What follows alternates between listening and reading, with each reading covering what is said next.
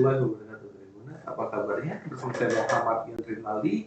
Tetap bersama narasumber setia kita, Pak Ridwan. Apa kabar, Pak? Alhamdulillah sehat, Bang Yon. Alhamdulillah. Semangat terus, Bang Yon. Siap. Ya, biar Tribunner semangat juga ya. Siap. Nah, terima kasih beberapa waktu yang lalu Indonesia digemparkan dengan kleptomania. Jadi ada istilah kleptomania yang sempat viral ya, Pak ya. Betul. Beberapa saat yang lalu di Indonesia. Nah, kali ini kita akan membahas, mengulik dan mencari tahu apa itu kleptomania langsung dengan pakarnya ahli psikologi yang sudah buka praktek juga di Jambi ya, Pak ya. Ya, alhamdulillah. Alhamdulillah, dan beliau juga dosen di Piau UIN Sultan Taha Jambi. Benar. Kita langsung saja dengan Pak Ridwan. Pak Ridwan. Siap. Klepto itu apa sih sebenarnya, Pak? Kleptomania ya, karena dia tidak dari gabungan dua kata menjadi satu. Klepto dan kleptomania beda ya? Nah, artinya ada klepto, ada mania ya. Okay. Jadi dia gabung menjadi satu kalimat atau satu bahasa. Jadi kalau terpisah itu dari bahasa Yunani sebenarnya ya. Ada klepto itu sendiri klepten. Klepten itu mencuri atau pencuri. Kalau bahasa awaknya pancilo. Nah, itu jadi. Nah, kemudian ada mania di situ, mania atau maniak. Jadi maniak itu kayak semacam kegilaan, kegandrungan. Jadi ada kegandrungan untuk terus melakukan katakanlah kegiatan mencuri atau pencurian. Dan istilah yang sering kita angkat sekarang itu di bahasa-bahasa sehari-hari kita itu adalah disebut dengan mutil. Nah, mutil, itu bahasa keseharian. Iya, bahasa keseharian kita. Mutil, bahasa kerennya kleptomania. Betul. Lanjut, Pak. Ya, jadi kleptomania ini merupakan gangguan-gangguan psikologis lah ya, gangguan-gangguan psikologis yang bila tidak ditangani itu akan berdampak sangat luar biasa, dan itu berdasarkan DSM-5 tahun 2013 dan beberapa sumber lain. DSM itu diagnostik statistikal manual, bahwa ada beberapa ciri ya, untuk dikatakan sebagai kleptomania. Karena kalau kita bicara tentang pencuri saja, berarti semua yang pencuri disebut kleptomania, tapi nggak seperti itu. Jadi salah satunya adalah mereka mencuri di berbagai tempat lah, atau katanya di berbagai situasi. Jadi bisa situasi ramai, bisa situasi sepi, bisa di rumah kerabat, bisa juga dilakukan di mall, bisa juga dilakukan di minimarket, atau di mana saja. Di mana saja mereka bisa melakukan itu. Tetapi perlu diingat, ada yang kemudian yang disebut bahwa mencuri ini bukan sesuatu yang direncanakan. Nah, itu ya, jadi jangan nanti dia disebut pencuri-pencuri, tapi sebenarnya dia mengalami sebuah gangguan yang tidak dia inginkan. Jadi mencuri itu tanpa ada perencanaan. Beda kan kalau orang yang mencuri yang profesionalnya di bidang itu, dia ada perencanaan. Baru kita bicara motif tadi ya. Oke. Ya, ini nanti nyangkutin ke atas ya. Oke. Nah, kemudian yang ketiga, mencuri itu bukan sesuatu barang yang sifatnya sangat berharga. Jadi kalau orang pencuri yang profesional itu kan biasanya dia ngambil TV lah, ngambil HP lah, ini dia bukan sesuatu barang yang berharga. Boleh dikatakan nggak ada nilai. Misalnya kayak snack, permen, gula. Ya, itu jadi sesuatu yang ya sisir, ya sesuatu yang nggak ada nilai buat dia. Nah, kemudian dia mencuri itu lebih banyak, lebih sering itu tidak untuk digunakan. Nah, tidak digunakan artinya kadang hanya untuk disimpan, atau juga untuk dibagikan. Dibagikan itu begini maksudnya. Jadi dia akan kembalikan lagi kepada orang-orang yang telah dia curi. Tapi dengan cara-cara tersembunyi. Nah, itu adalah bagian ciri. Kemudian pencurian ini atau katakanlah mutil ini mereka lakukan dalam tanda kutip tidak dalam unsur balas dendam. Jadi biasanya kan orang ada juga yang mencuri, dia ngambil HP apa, saya ambil juga HP-nya. Nah, ini enggak. Karena tadi tidak ada perencanaan dan sifatnya spontan. Nah, dan mereka ketika ciri yang lain, ketika akan melakukan pencurian itu mengalami ketegangan sangat luar biasa. Apa yang disebut dengan impulse control disorder. Jadi gangguan mengontrol dorongan untuk melakukan tindakan pencurian itu mereka mengalami hambatan. Berarti biasanya pada perilaku orang-orang impulsif. Orang impulsif kan sering seperti itu. Jadi mereka melakukan ini tanpa perencanaan, tanpa muncul dengan tiba-tiba. Nah, muncul dengan tiba-tiba saja. Kemudian ada ciri lain lagi bahwa perilaku ini dimulai pada saat usia remaja sampai dewasa, bahkan berbagai kasus itu sampai akhir hayat kalau tidak ditanggulangi.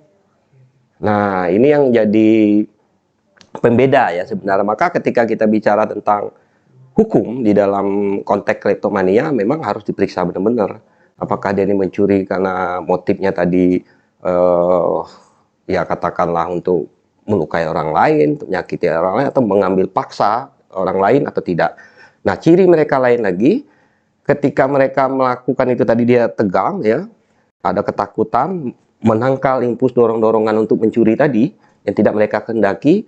Nah, itu proses itu yang membuat mereka cemas. Nah, tapi ketika mereka sudah mengambil barang tadi, mengutil barang tadi, timbul rasa bahagia. Ada kesenangan di sana, ada kebahagiaan, happy mereka telah melakukan itu. Namun di satu sisi begitu happy itu muncul, langsung dibarengi dengan rasa takut. Rasa takut ketahuan, kemudian nanti rasa bersalah, ya, menghakimi diri, kenapa melakukan seperti itu. Jadi kadang-kadang perilaku ini memang di luar konteks kesadaran mereka sendiri. Artinya kalaupun mereka sadar, ya mereka berusaha untuk mengerem tapi nggak bisa. Ya, pelaku-pelaku kleptomania ini ya kondisinya seperti itu yang terjadi. Nah, itu Bang Yon. Berarti misalnya gini, pelaku kleptomania misalnya dia di jalan terus dia lihat ada gelang orang tertaruh gitu, dia tiba-tiba kepingin langsung diambil gitu ya Pak. Iya. Padahal itu tuh nggak berguna juga untuk dia. Nggak ada manfaat dan faedah sebenarnya buat mereka. Seperti yang kasus yang pernah diberitakan ya, sebenarnya apa sih yang diambilnya? Mereka punya uang, maka kondisi-kondisi seperti ini bisa terjadi pada siapapun dan dapat terjadi dimanapun. Kenapa? Karena dia bisa munculnya tiba-tiba. Munculnya tiba-tiba, jadi tidak ada proses perencanaan, tidak ada proses untuk membuat skema untuk bagaimana mengambil sesuatu barang, tidak. Tapi juga tidak karena ada kesempatan juga, tidak. Tetapi karena memang muncul secara tiba-tiba tadi. Nah, tiba aja muncul gitu. Ya, nah kalau kita lihat berdasarkan penelitian dari Stanford University, ini pelaku ini lebih banyak perempuan. Nah, tapi kayak kita nggak nyalain perempuan ya, tapi memang itu berdasarkan penelitian. Dan itu 62,5% itu dilakukan oleh perempuan. Nah, jadi wajar kalau kita temukan beberapa kasus, mungkin yang sempat di TE Pos, itu adalah pelaku perempuan, ya seperti itu berdasarkan penelitiannya. Kemudian kalau laki-laki 32,75%. Nah, kemudian banyak juga terjadi pada orang yang sudah berkeluarga. 47,5%. Yang masih bujangan sekitar 27,5%. Ya, kalau dalam status janda, duda, nah, itu sekitar ya 25%. Dan rata-rata pelaku itu juga kebanyakan adalah orang yang sudah bekerja, 45%. Pengangguran 40%, 15% itu lain-lain. Jadi begitu banyak yang kejadian-kejadian seperti ini menunjukkan bahwa ini termasuk hal-hal yang perlu kita pahami. Kita perlu mengedukasi juga kepada orang-orang lain agar mereka tidak mengecap saja pelaku itu sebagai pencuri lah, antisosial dan segala macam, tapi harus diingat bagaimana penyebab-penyebabnya. Ya, latar yang menyebabkan mereka akhirnya melakukan hal seperti itu. Dan berdasarkan penyebab tadi yang kita diskusikan pada saat ini, itu salah satunya ada faktor keturunan. Nah, keturunan itu yang bisa diturunkan langsung dari orang tua yang juga tukang ngutil, berarti anak juga atau si remaja ya dia mulainya ya. Nah, itu juga bisa melakukan hal yang sama. Dan rata-rata usia mereka pelaku ini usia 45,6 tahun.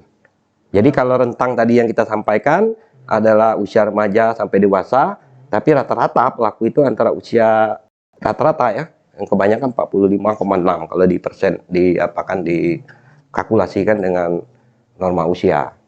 Nah, mereka ini ya pelaku-pelaku ini karena disebabkan oleh faktor keturunan, juga disebabkan oleh faktor genetik. Nah, ini yang saya sampaikan di awal, dorongan itu tiba-tiba. Ada hormon dopamin dan ada hormon senyawa serotonin yang itu mempengaruhi cara kerja otak. Kalau dopamin itu kan depan sini nih. Jadi hormon dopamin ini yang memerintahkan ke otak untuk melakukan sebuah tindakan, untuk motivasi sebuah tindakan, kemudian untuk memunculkan perhatian yang lebih, dan juga bisa memunculkan rasa senang. Akibatnya kalau dopamin ini bekerja yang kurang baik, ya, yang menyebabkan kita menjadi ketagihan. Nah, dopamin ini, jadi dopamin ini yang kayak orang main game, termasuk orang yang ngutil ini kan menjadi suatu kesenangan buat dia sendiri itu. Karena hormon dopaminnya menjadi sesuatu yang keliru ketika dia menerjemahkan mencilok, ya, mencuri itu suatu yang menyenangkan, ya. Nah, kemudian ada hormon serotonin. Nah, hormon serotonin ini belakang sini, ya. Jadi dia itu juga yang mengelola otak itu yang berkaitan dengan suasana hati, emosi. Nah, ini juga bisa muncul ke rasa senang, rasa sedih, dan segala macam.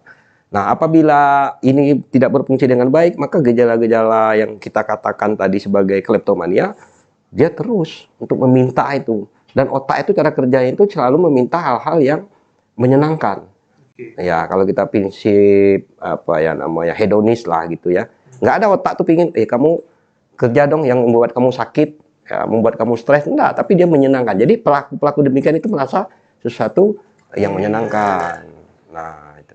Ini kalau misalnya seorang klepto ngambil itu kan tadi Bapak bilang ada rasa menyenangkan gitu kan, ada rasa yang bikin senang lah atau bangga. Ketika dia mencoba melawan, berarti ada rasa negatif di dalam diri. Nah, itu yang di awal mereka sebelum melakukan itu, impuls kontrolnya, kontrol untuk mengendalikan perilaku itu membuat mereka jadi tegang, stres, ya, cemas, takut. Tetapi ketika telah melakukan, ada muncul rasa senang. Nah, jadi kita dipermainkan oleh sistem cara kerja otak gitu. Termasuk juga dipermainkan oleh pikiran-pikiran dia sendiri. Nah, sehingga anehnya lagi dari rasa tegang, ya, takutan untuk melakukan sebuah pencurian, kemudian telah melakukan menjadi merasa senang, dan setelahnya itu tegang lagi. Oh, takut ketahuan, merasa bersalah, menghakimi diri sendiri. Dia memahami apa yang dia lakukan itu ya tidak benar, tidak tepat, tidak baik gitu. Nah, ini yang terus bergejolak kepada si individu, dan bila tidak ditangani ya dia akan selamanya menjadi bermasalah dengan predikat kleptomania ini tadi. Menarik sekali itu benar. Tapi ada satu yang bikin saya penasaran, Pak. Ya. Ada dua sih sebenarnya. Oke, yang pertama ini dulu. Tadi kan Bapak bilang kebanyakan itu terjadi di umur 40 tahun ke atas. Ini apakah 40 tahun kita bisa dibilang masih produktif, ya, antara produktif maupun tidak produktif? Apakah ada pengaruh stres juga, lingkungan di situ, ataukah memang ada juga pas kita sudah mau misal mau masuk masa pensiun, ketakutannya, unsur-unsur inilah eksternal yang selain genetik tadi. Ya, jadi kalau kita bicara yang apa yang disebut oleh Bang Yon tadi, itu masuk ke faktor yang ketiga. Itu faktor psikologis. Ya, jadi faktor psikologis itu yang berkaitan dengan suasana hati, emosi, kecemasan, termasuk juga orang-orang yang impulsif. Orang impulsif itu orang yang melakukan sesuatu tanpa dipikirkan terlebih dahulu. Nah, konteksnya bisa saja mengarah kepada permasalahan-permasalahan yang mereka hadapi, ya. Ya, maka pendekatan-pendekatan untuk penanganan ini pun menjadi berbeda. Nah, supaya kita bisa melakukan pendekatan penanganan yang sesuai dengan gejala atau penyebab, maka kita juga harus mendiagnosanya. Mendiagnosa tadi sudah seperti yang saya katakan, ada pengaruh juga dari sistem kerja otak yang tidak normal. Maka bisa jadi melakukan scan otak, ya, MRI, medisnya juga, ya, bukan cuma dari segi psikologisnya aja untuk tapi ada medisnya juga. Betul. Jadi karena tadi penyebab salah satu faktor genetik yang itu ada disebabkan kerja otak yang tidak normal di sana, maka faktor medis pun menjadi suatu hal yang penting untuk mengetahui penyebabnya.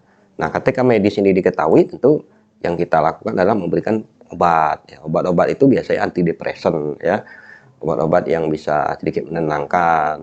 Nah, bagi mereka yang memang diindikasikan mengalami gangguan seperti itu. Tapi kalau kita lihat berdasarkan wawancara, pemeriksaan ternyata di scan otak tidak ada pengaruh yang berkaitan dengan itu, maka pendekatan-pendekatan terapi psikologis juga menjadi suatu hal yang penting. Ya, pendekatannya misalnya melakukan terapi kognitif tingkah laku. Nah, mereka-mereka ini kita berikan semacam relaksasi. Nah, itu teknik-teknik terapi ya. Kita berikan relaksasi, menarik napas dari hidung, kemudian mengeluarkan dari mulut. Ya. Terus sampai akhirnya mereka membayangkan apa yang terjadi sekiranya dalam pikiran mereka itu mereka mencuri. Itu kan akan muncul tuh ketakutan-ketakutan yang sangat luar biasa. Ya, kemudian akibat-akibatnya dibayangkan kepada mereka. Sehingga akhirnya kan nanti memunculkan mengerem hasrat untuk melakukan tindakan-tindakan yang abnormal tadi. Nah, itu ya. Kemudian ya, bisa melalui desensitisasi sistematis. Desensitasi sistematis ini biasanya untuk orang fobia sih, tapi bisa saja untuk kita kendalikan kepada mereka-mereka yang mengalami kleptomania ini. Jadi secara bertahap. Jadi begitu mereka dihadapkan pada kondisi, ya mungkin melalui relaksasi biar nyambung tadi. Nah, ketika mereka mengalami ketakutan kecemasan, mereka dibuat tenang. Jadi dari yang ringan permasalahan itu sampai yang mereka rasakan terberat kalau mereka melakukan itu. Nah, jadi mereka harus disensitisasi sistematis cara kerja pikiran-pikirannya. Nah, kemudian bisa juga melalui konseling keluarga. Ya, konseling keluarga ini kenapa penting? Karena tadi ya, kalau konteks dengan lingkungan, keluarga ini bagian orang-orang yang juga harusnya mendukung, memahami kondisi penderita, ya penderita. Jadi mereka tahu, mereka harus bisa membantu, mensupport supaya penderita ini tidak semakin larut. Biasanya kan kalau tahu gak itu tanpa pernah memikirkan istilah kleptomania ini langsung menjudge saja. Oh, anaknya mungkin, oh ini kamu ini pencuri, kamu ini kan semakin dalam dia, semakin hancur ya. Dunia yang dia bangun itu semakin hancur. Sementara itu kan di luar konteks perencanaan dia tadi, di luar kemauan dia. Nah, itu datang dengan tiba-tiba. Nah, orang nggak ngerti, yang tahu kamu maling, kamu mencuri. Nah, ini jadi butuh konseling keluarga, dukungan. Kemudian bisa melakukan yang namanya disebut dengan pendekatan psikodinamik atau psikoanalisa ya. Jadi psikodinamik itu mengangkat permasalahan-permasalahan masa lalunya. Biasanya kepribadian terbentuk kan 5 tahun pertama tuh. Nah, jadi nanti diangkat apa yang terjadi pada tahun pertama, kedua, 3, 4, 5. Ada yang tidak selesai di sana, itu harus diselesaikan. Oh, ternyata dia hubungan dengan orang tuanya bla bla bla, nggak bagus. Itu diselesaikan. Tetapi dengan cara menggali informasi tersebut.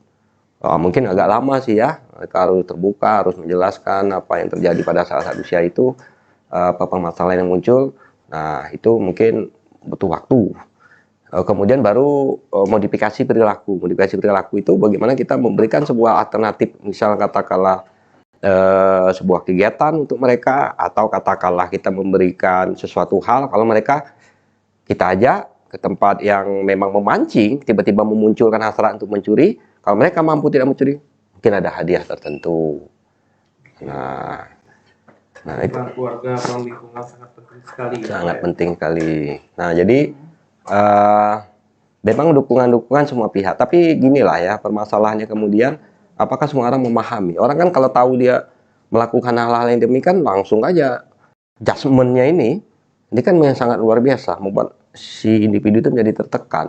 Orang nggak bisa membedakan antara dia gangguan psikologis karena kleptomania dengan orang yang memang pencuri profesional misalnya, seperti itu yang sering melakukan hal yang sama. Nah, ya pencurian ini memang salah satu konsentrasi saya, Pak. Saya menaruh perhatian khusus kalau di pidana kan 362 ya.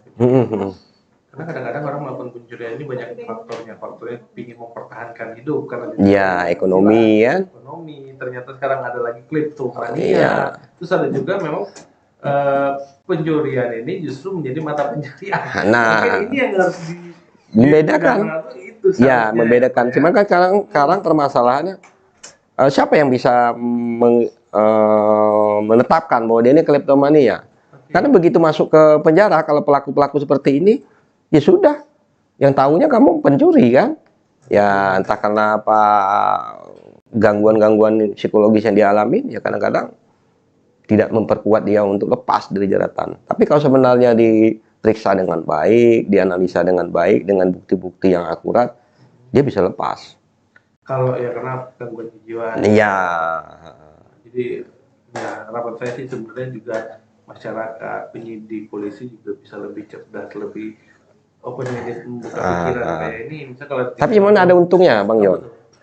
Mereka kan mencuri barang bukan barang yang berharga. Oke, ya. Iya, biasanya kan ada kecenderungan ya untuk memaafkan. Nah, mungkin jarang lah sampai kalau orang yang kasus kleptomania ini sampai ke pengadilan kan.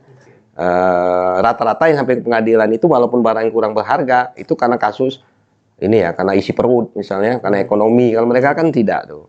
Jadi kasusnya kadang jarang sekali bisa sampai. Karena barang-barang yang diapain juga kurang tidak terlalu berharga. Ya, Pak, ya. Pilih.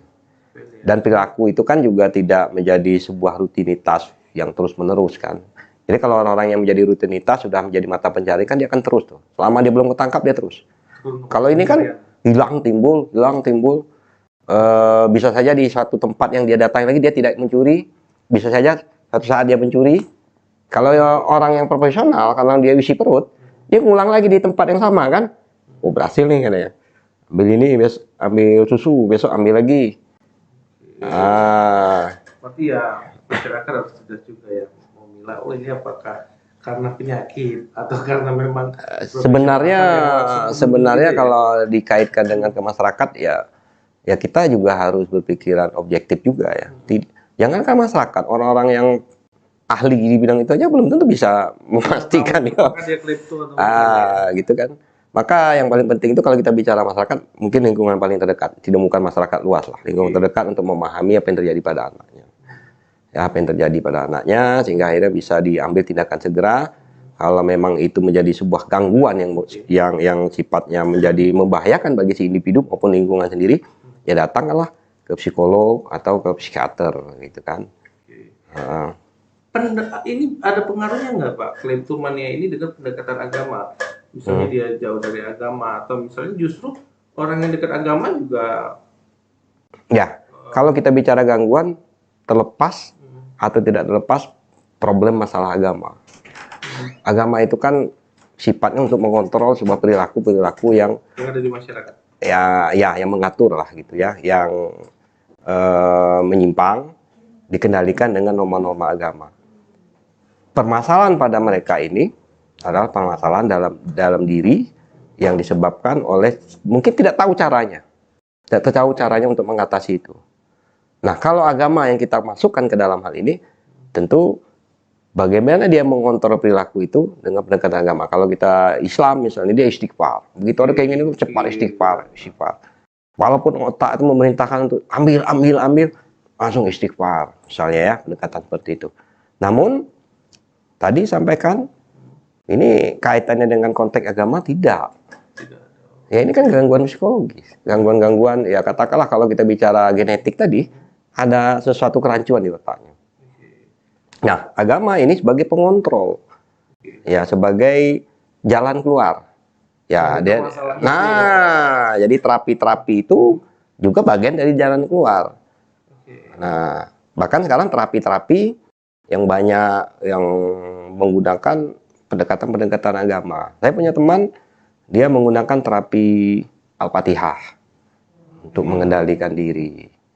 Ya dari mungkin masalah-masalah yang dia hadapi.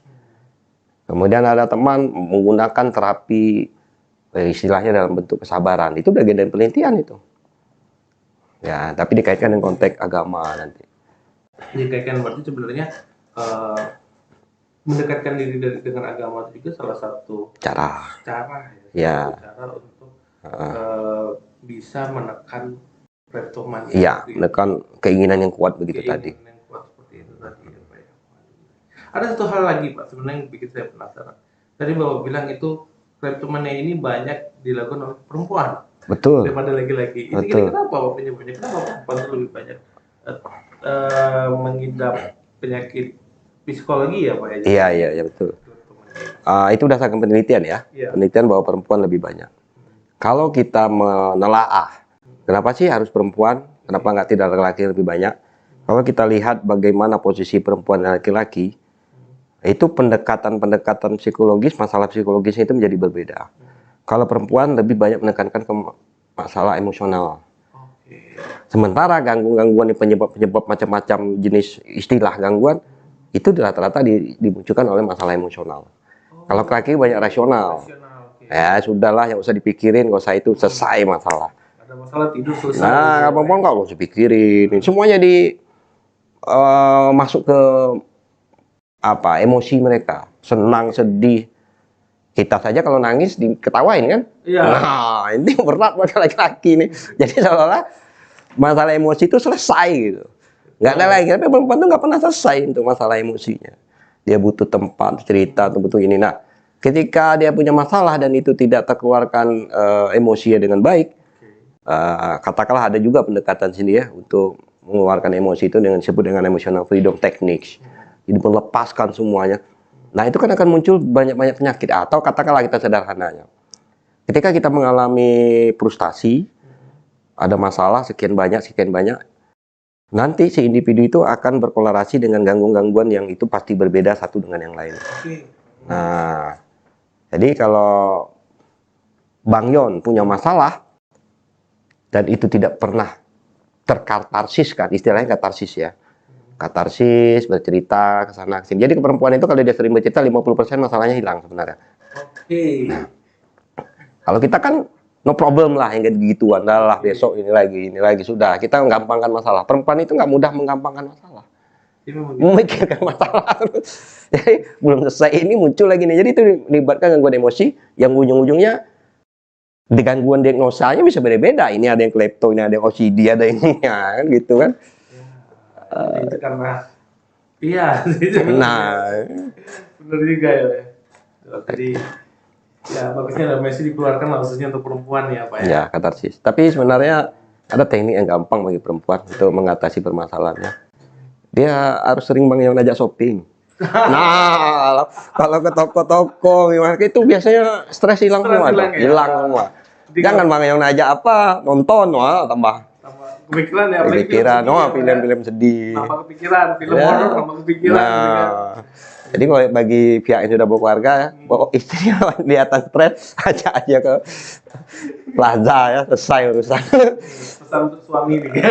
Tapi sekali lagi ingat bahwa itu katarsis. Oke. Kalau katarsis itu paling tidak 50%. Oke. Masalah selesai. Tapi tetap masalah inti harus diselesaikan. Oke. Diselesaikan. Nah, laki-laki kebanyakan mereka katarsisnya itu kan dengan misalnya naik gunung teriak wah, nah, itu kan lepas dia kan. Kemudian ada yang mukul barang. Banyak kan kalau bapak-bapak misalnya suami yang nggak kasar lepas dia, tapi setelah itu udah lepas. Nah, itu no problem buat dia kan. Tapi kan akibatnya kan perempuan kan. Nah, cuma caranya yang berbeda.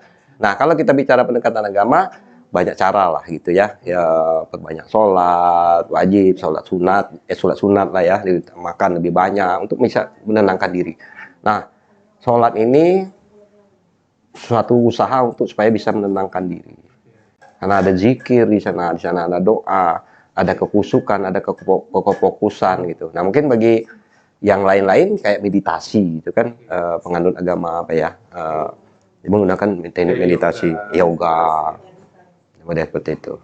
Dan semuanya baik selama masih bisa untuk membantu kita dari permasalahan-permasalahan yang ada. Nah, cuman gini, kadang-kadang kalau masalah itu tidak dikatarsiskan dengan baik, dia bawa sholat pun, ada gelisah gitu kan, tetap juga mengganggu. Maka memang dilepaskan dulu katarsisnya, kemudian dia sholat, dia menenangkan diri. Biasanya kan kalau orang dalam keadaan tenang selalu ada solusi. Kenapa orang tidak pernah menemukan solusi? Karena dia nggak pernah tenang, dia gelisah. Nah, gitu Mas Yon marah tuh tidak ada solusi tuh. Marah dulu yang penting kan. Tapi kalau dalam keadaan tenang, kayak gini saja Bang Yon tidak punya problem apapun. Wah, Kalau orang ada datang, Bang Yon dengan mudahnya, ujar begini, jangan keluar begini. Oh, lembut kan? Tapi kalau lagi bergejolak, lagi tidak terkontrol dengan baik, kalau kaitan dengan kleptomania tadi, impulsnya tidak terkontrol, ya masih bisa dipastikan bukan menyelesaikan masalah, jadi nambah masalah. Ini benar ya Pak ya, Ustaz dulu bilang kalau lagi marah berdiri duduk, masih marah juga baring, masih marah juga ambil duduk gitu kan. Iya. Ya, artinya itu memang kita harus disuruh tenang dulu biar tidak timbul masalah-masalah psikologi. Kalau treatment psikologis tadi kan secara umum, dia tidak mengenal agama apapun segala apa, tapi maka yang disebut dengan istilah apa tadi, relaksasi. Tapi kan model-model agama kan juga menyuruh kita supaya rileks, tenang. Cuman, kita diarahkan ke istighfar, wudhu. Nah itu kan relaksasi itu sebenarnya. Tapi kalau di istilah ilmu psikologi, karena dia tidak pendekatan untuk semuanya, maka penyebutannya ada disensiasi sistematis, relaksasi tadi. Intinya kita disuruh tenang seperti di yoga, di Buddha ya. Di Buddha ya. Mungkin ada doa malam di Nasrani. Kita disuruh tenang dulu biar masalah bisa. Kalau kita Islam kan zikir kan, astagfirullah itu kan. Jadi mengingatkan diri kita gitu. Ya menenangkan diri kita, dan salah satu hal yang positifnya adalah mengalihkan perhatian kita terhadap perilaku-perilaku yang itu akan mungkin muncul. Iya kan? Ya. Oke Pak, terakhir pesan Bapak untuk masyarakat ketika ada pelaku yang terindikasi kleptomania. Jujur Pak ya, awalnya saya pikir kleptomania itu gitu kan, hal normal, rumlah. Kamu mencuri dan minimal harus dihukum sosial gitu kan ya. Iya. Tapi secara kita cerita benar dengan Pak Iwan, jujur pandangan aku nih pribadi terhadap pelaku kleptomania itu berubah, karena memang itu sesuatu yang di luar kendali ya Pak ya. Betul. Dan itu tidak hanya menyerang kaum menengah ke bawah, tapi juga menengah ke atas, sampai semua kalangan itu bisa terkena penyakit psikologi ini. Itu benar-benar penting sekali. Jadi saya berharap itu sebenarnya masyarakat itu mulai membuka pikiran itu, jangan menghukum sesuai prasangka. Kasihan ya Pak ya. Betul. Kita tidak tahu mereka ini mencuri karena butuh makan atau karena penyakit, atau memang profesinya serahkan kayak itu. Mungkin tapi hati-hati juga Bang Yon. Nanti gara-gara istilah ini Bang Yon muncul, mereka yang profesional ingin dianggap kleptomania kan? Iya. Tapi nggak ada orang ngaku seperti itu ya. Ini diserahkan ke para yang ahli, karena negara kita punya institusi yang cukup ahli ya Pak. Iya. Menangani hal seperti itu. Para ahli yang nanti bisa dilibatkan untuk menentukan permasalahan. Ya, cuman yang penting adalah pesan untuk masyarakat, jangan langsung untuk menghakimi. Jangan untuk menghakimi. Tangan ya Pak ya. Iya, jangan langsung menghakimi, bahkan sampai bunuh, membakar, itu kalau bisa jangan.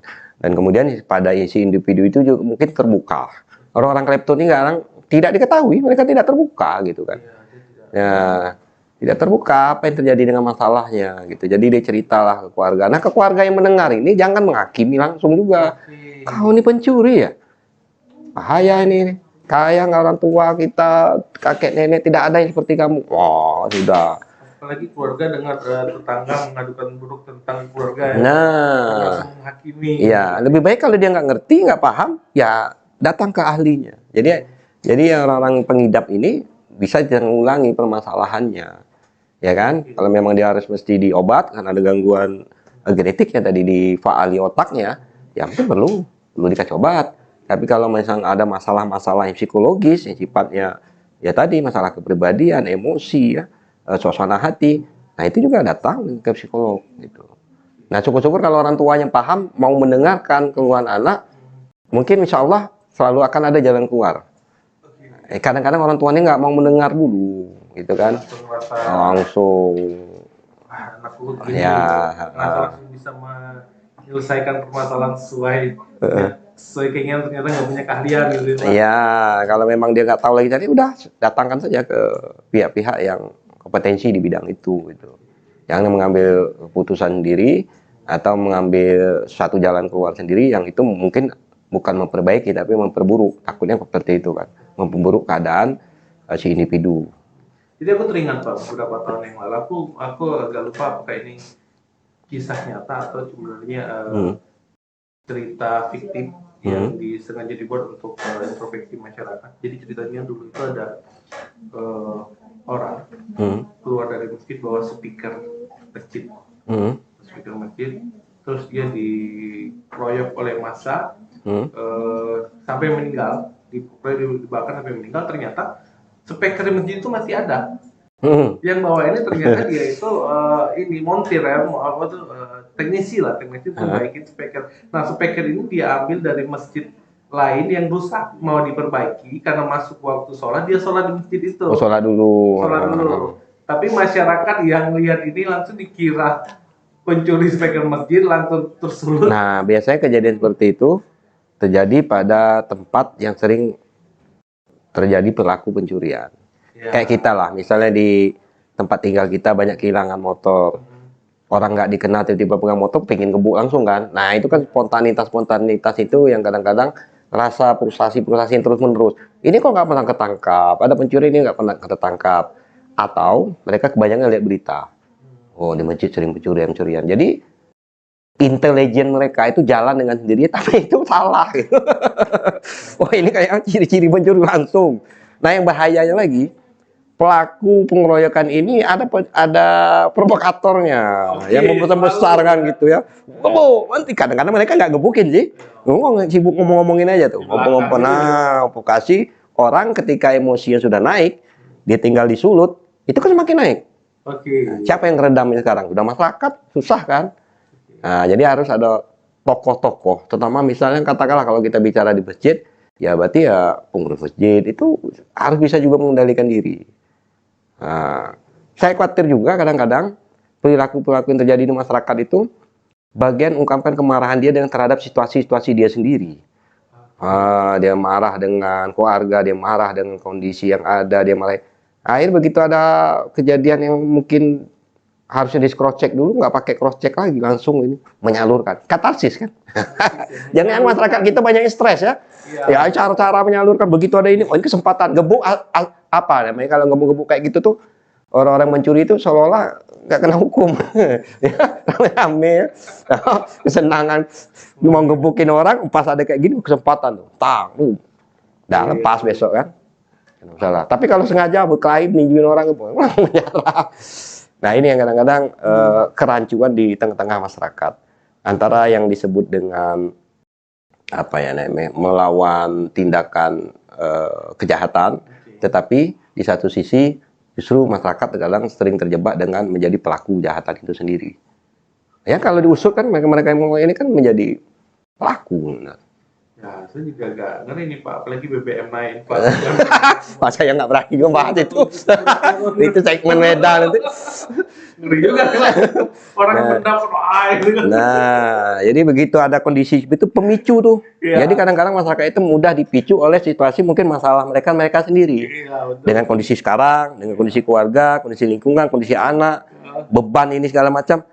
Tunggu ada pemicunya saja, wah katarsis nih, langsung pecah ya. Ya, lega kan. Wah. Tapi ternyata salah. Nah, jadi masalah timbul belakang harinya kan.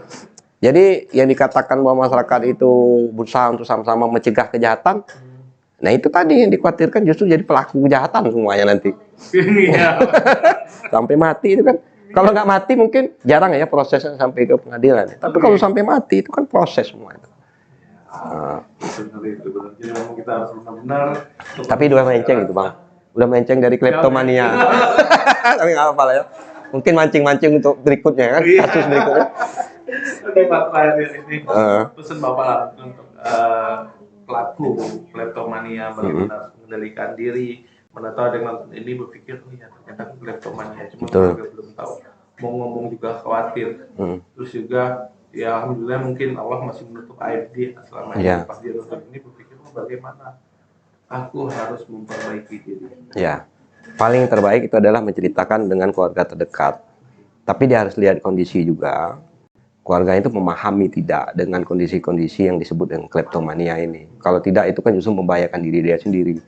Mencuri yang tadinya orang nggak tahu akhirnya jadi tahu. Nah, kalau itu yang memungkinkan oleh pandangan si penderita, lebih baik dia ke dokter. Kalau dokter itu, psikolog itu kan itu ditutup semuanya. Nggak punya kode etik mereka untuk tidak membongkar, untuk tidak menceritakan permasalahan kliennya. Dan dia tidak dipenjara. Ya kan dokter, walaupun benar kasus itu bukan klepto, kasus memang kriminal, ketika dia datang ke dokter, itu dokter punya hak untuk tidak menceritakan permasalahan kliennya. Kan gitu, sama kayak psikolog juga kan. Jadi tidak mencerita. Tapi kadang-kadang orang ini kalau ke masyarakat umum, ke teman, itu kan jadi ember nanti. Nah, itu kan sangat membahayakan buat individu. Nah, jadi hati-hati, perhatikan lingkungan dulu, apakah lingkungan ini memahami apa yang dimaksud dengan kleptomania. Ketika mereka sangat memahami, mungkin is okay ketika bercerita. Nanti ada saran dari mereka, apa yang harus dilakukan. Nah, dengan adanya mereka menonton ini, paling tidak mereka tahu apa yang harus dilakukan. Misalnya teknik relaksasi bisa mereka buat sendiri. Nah, ya, relaksasi, mereka tenang, atur napas, tuh, kendalikan pikiran-pikiran seperti itu. Kemudian kalau mereka yang muslim, mungkin ya tadi zikir, segera zikir. Kemudian hindari situasi-situasi yang seperti itu pada saat itu ya, karena ini kan kita tidak tentu nih, nggak mungkin kita nggak ke supermarket gara-gara ini kan.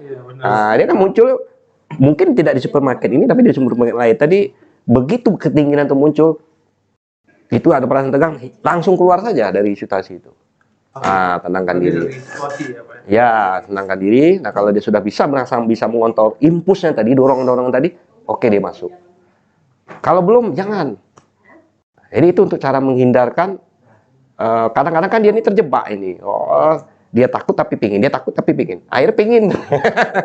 Gitu kan. Nah, jadi lebih baik hindari dulu situasi itu. Dari situasi itu, relaksasikan, tenangkan diri dengan cara-cara mereka yang bagaimana sih enaknya mereka supaya bisa lebih rileks, lebih tenang. Nah, berarti situasi pada saat itu memancing mereka untuk secara spontanitas melakukan pencurian. Nah, atau mereka ya katakanlah kalau pergi-pergi itu ya jangan menghidang sendiri dengan teman-temannya. Jadi ada pengontrol mereka. Kan orang-orang seperti ini kan juga nggak sengaja otomatis ya ngambil. Saya dengan Bang Yon tiba-tiba saya mau ngambil aja kan nggak.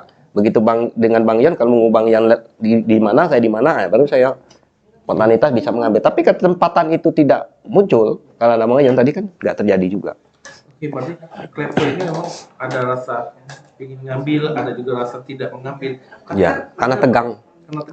Mereka tahu ini kan bahaya, ini nggak benar, nggak apa, tapi kan jadi tegang orang. Ada sensasi itunya ya berarti Pak? Iya. Itu yang sensasi itu dimengerti pada kleptomania itu. Betul. Nah, jadi itu sensasi model seperti itu mereka harus segera memahami ini akan terjadi sesuatu pada diri mereka. Akan mereka lakukan tindakan-tindakan abnormal nantinya. Nah, situasi itu yang harus mereka pada saat kapan? Pada saat kapan? Tapi ada beberapa orang, aku udah tahu ini antara masuk kategori klepto atau masuk kategori lain. Mereka misalnya gini, dia pempek gitu kan, ada makanan kan, mereka yang makan sudah tuh pergi gitu kan. Terus juga coklat. Itu kayak Bang Yon di SMA tuh. Yang udah tahu empes tuh biasa itu. Kayaknya remaja mana tuh Bang Yon tuh. Jadi jadi malu ceritain diri sendiri. Ya. Nah, orang diam-diam semua tuh. Tapi biasanya orang menceritakan itu ada pengalaman pribadi. Oh gitu ya, Pak? Nah, jadi Bang Yon hati-hati cerita itu ke saya gitu Mas. Kalau yang lain Bang, itu ada teman, padahal diri sendiri kadang-kadang ya, hampir semua remaja melakukan hal yang sama. Ketika mereka dipengaruhi oleh sebuah kelompok, diceritain oleh sebuah kelompok, saya tadi makan gratis tuh di sana. Ya, duit kan bisa untuk gunakan yang lain ya. Makan 5 bayar 2. Nah, bisa gunakan yang lain. Tapi kalau orang banyak duit kan nggak mau dia kayak gitu. Tapi tergantung juga lah ya. Kalaupun dia banyak uang, kalau dia infeksi kali Pak ya, kawan-kawannya gitu dia nggak bisa gitu. Nah, ini kan pengaruh-pengaruh ini kan juga luar biasa di saat remaja ya, kenakalan remaja. Dianggap cupu lah. Nah, gitu kan.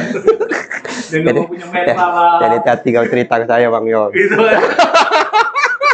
Kayaknya semua lah. Hampir semua betul. Cuma orang diem-diem aja. Tapi kalau mau menceritakan, nunjuk orang lain. Dulu saya punya teman kayak gitu, padahal bodoh aja. Memang iya Pak, kadang-kadang waktu itu kita tahu itu nggak benar gitu. Cuman kadang kawan-kawan bilang cupu gitu. Gitu aja nggak berani. Gitu. Iya. Jadi kan untuk menunjukkan ke mereka, wah nggak bisa kayak kamu gitu kan. Iya, apalagi memang buntu orangnya ya. Nah, kadang-kadang. Cewek ada pula lagi Bang Yon. Kadang-kadang Pak, yang buntu itu justru menutupi kekurangan mereka dengan memprovokasi yang tidak buntu. Nah, iya. Seolah-olah itu keren. Remaja itu kan apapun yang negatif jadi keren semua. Artinya dia berbicara tentang keberanian. Negatif itu kan sesuatu yang muncul, yang dilakukan dengan proses keberanian. Orang yang berani dia dalam ciri khas remaja ya itu dianggap wow, itu kan dianggap punya power, dianggap memiliki apa ya, ya katakanlah memiliki pengaruh yang luar biasa gitu kan. Kalau kita berani kayak itu kan Bang Ion cerita lagi ke orang. Saya tadi ngambil tegang kan orang dengan Bang Ion ya. Beda dengan sekarang, takut orang dengan Bang Ion. Kalau Bang Ion cerita sekarang takut ya. Tapi kalau cerita waktu itu segan kawanan. Oh, iya agak remah-reman kan biasa remaja suka yang kayak gitu-gituan. Nyimpang-nyimpang sedikit. Kalau kita ceritain, tadi saya belajar, nggak ada segannya mereka. Nah, tadi saya belajar, nggak sempat ngapain. Pulang tidur siang, mana lah mau mereka kan. Kalau kita sekarang ini umur sekarang Pak lihat, karena SMA nih kan ya 200 tuh pinter. Waktu zaman saya sekolah dulu juara 1 ngapain gitu. Iya. Ngapain nih belajar apa juara 1. Nah, istilahnya muncul kemarin kutu buku. Istilah kutu buku itu kan menyakitkan. Maka Bang Ion nggak mau disebut istilah kutu buku kan. Walaupun belajar Bang Ion akan bilang nggak belajar gitu. Menghindari sekali ranking 20 besar Pak. Oh gitu ya. Aku lebih mirip kan dulu zaman aku dulu kan satu sekolah itu 46, 45, 43. Nah aku selalu ranking 3 dari belakang. Oh gitu. Walaupun setelah aku bisa pun kadang-kadang nggak penting lah. Tapi mudah-mudahan hal-hal seperti ini hanya sebagai pengetahuan, tidak untuk ditiru ya maksudnya. Ya. Kecuali proporsional ya. Jangan. Pokoknya negatif jangan ditiru Tribuner. Jangan ditiru. Ya. Meskipun itu pengalaman orang-orang terdekat kita nggak usah, ini nggak bagus. Ya, jadi Tribuner itu ternyata sekarang ini baru nyesal gitu. Ternyata itu kan menjadi track record kita, Pak. Waktu kita mau masuk kerja, masuk sekolah, kita masuk kuliah kan, itu kan akan dilihat. Tapi jangan ceritain ke anak loh, Mas. Karena nanti kalau mereka ngikutin, nah bapak juga gitu dulu. Nah. Kita pingin orang itu selalu pingin anaknya baik gitu kan. Kalau kita cerita, nah bapak kayak gitu dulu. Nah saya melakukan, kita jadi susah ya. Mengendalikan anak. Karena anak itu dia butuh public figure. Public figure itu kan orang tua lah, anggap seperti itu. Kalau dia tahu terlalu banyak tentang apa yang kita lakukan, khawatir ya kan? Ya, padahal kita selalu pingin sejahat dan preman-preman yang orang pasti pingin anaknya baik daripada dia. Benar. Nah, tapi kadang-kadang kawan ini jadi ini juga Pak, jadi bumerang juga datang ke rumah kan ngomong sama anak, kamu tahu nggak? Berarti Mas Yon, Bang Yon masih salah milih teman, masih remaja Bang Yon. Ya, masih remaja Bang Yon, salah milih pergaulan nanti Bang Yon. Betul nih. Iya siap. Ini melenceng dari kleptomania. Ya memang melenceng dari tadi. Ya udah nggak apa-apa. Sudah terlanjur melenceng. Pak benar ya Pak ya, orang semakin dewasa itu semakin menutup diri dari pergaulan. Artinya kalau kita bicara tugas perkembangan, mereka akan dituntut dengan tugas perkembangan sesuai dengan usia masing-masing. Tugas perkembangan usia remaja itu masa-masa bergejolak, masa-masa untuk mencari teman, masa-masa untuk diakui eksistensi, itu yang terjadi. Tapi ketika udah masuk ke remaja dewasa, tentu tugas perkembangannya nggak itu lagi. Dia membina keluarga, dekat dengan seseorang, kemudian mulai bekerja, mulai. Nah itu tentu alamnya sudah beda. Nggak tahu kalau Bang yang pingin alamnya masih sama, itu balik ke remaja terus ya. Berarti memang selektif mau mencari. Ya, memang itu tugas perkembangan. Sudah masa fase sudah berjalan itu. Nah, yang paling baik itu adalah orang-orang bisa melalui fase itu tanpa masalah. Jadi kalau remaja fase-fase bergejolak untuk melakukan hal-hal yang negatif, untuk melakukan hal-hal yang tindakan yang tidak normal, kalau dia bisa mengendalikan itu bagus remajanya. Nah, jadi jangan sampai kita berupaya lah, jangan sampai menyatakan itu lumrah pada saat remaja itu.